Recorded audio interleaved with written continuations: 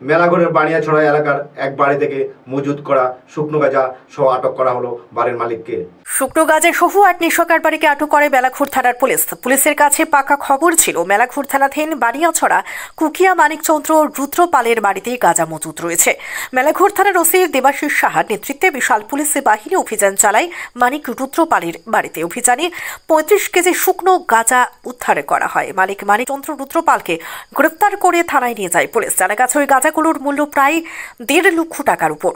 Police এই বিষয়ে একটি এনডিপিএস মামলা হাতে নিয়েছে। আটক ব্যক্তিকে আদালতে পেশ করা হয়। মেলাঘর থানায় এই ধরনের অভিযানকে মানুষ সাধুবাদ জানিয়েছে। মেলাঘর থেকে নিজস্ব প্রতিনিধি রিপোর্ট নবীন ত্রিপুরা। গতকালকে সন্ধ্যার সময় আমাদের কাছে একটা ইনফরমেশন আসে যে বানিয়াছড়া কুকরানিয়ায় একটি বাড়িতে প্রচুর পরিমাণ গাঁজা মজুদ আছে।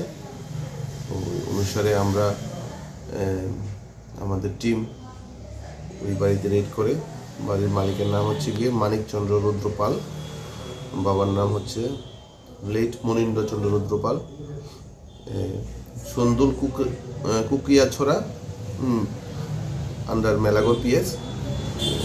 আমরা ওই বাড়িতে রেড করি দুজন ইন্ডিপেন্ডেন্ট উইটনেসের সামনে, এবং ওই টিমে ছিলেন সাব ইন্সপেক্টর অনামিকা দত্ত, এএসআই তৈয়ব হোসেন এবং আমি। রেড করে ওই বাড়ি থেকে প্রায় 35 কেজি গাঁজা উদ্ধার হয়।